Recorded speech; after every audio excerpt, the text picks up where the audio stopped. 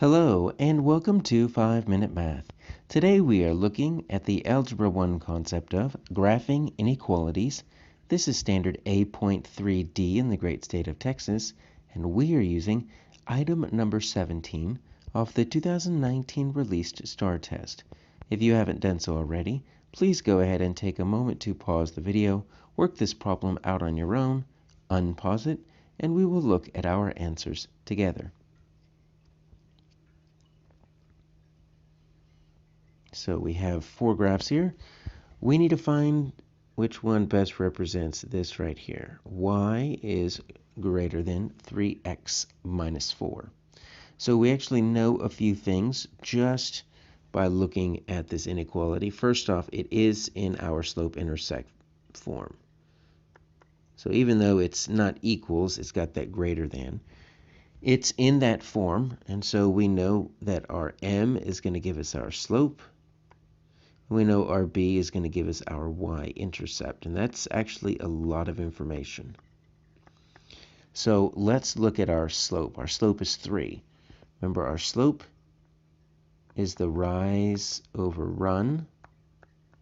So that's going to be 3. We'll make that a fraction 3 over 1. It's positive, which means it's going to go up 3 over 1. They all look like they have a positive slope. Right, so they're all positive because they're going up when you're going left to right. So we cannot eliminate any simply because they have a negative slope. But that's the first thing you can always look at.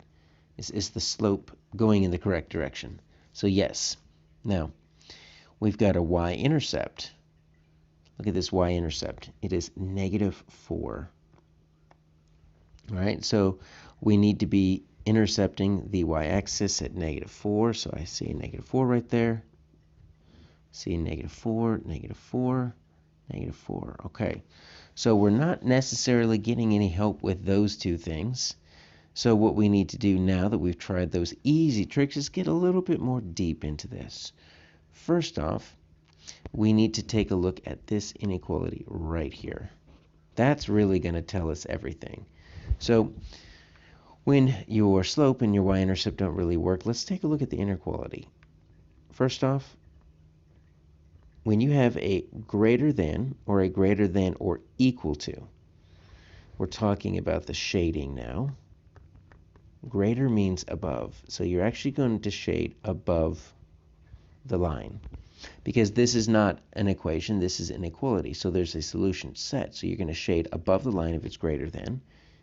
You're going to shade below the line if it's less than or equal to, because less means below.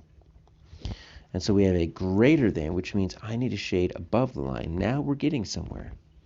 You see this A is just a little bit below the line, even though it looks almost like a vertical line. If you were to rotate it like this, you would see that that shade is actually below the line if you made it more horizontal.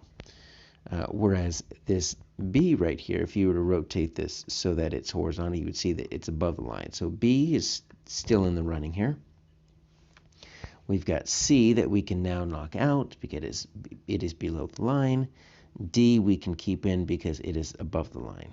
So we've now eliminated A and C. How do we tell the difference between B and D? Well, you notice one is a dotted line, one is a dashed line. So when we're talking about lines right here, if it is greater than or equal to or less than or equal to, now we're talking about the line. We're actually going to use a solid line. That means you can include any number on that line in the solution set. But if it is greater than or less than, no equal to, it's actually going to be a dashed line because you cannot include any numbers on that line in the solution set. And you notice I just have a greater than, which means I need a dashed line, which means B is out. Looks like D is going to work. So, you know what, let's do this. Let's just pick a point, and when in doubt, go with the origin.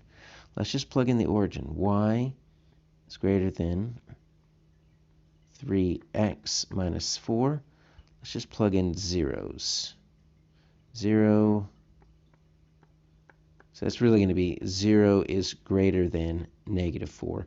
And 0 is greater than negative 4, so that checks out. Our answer here is D.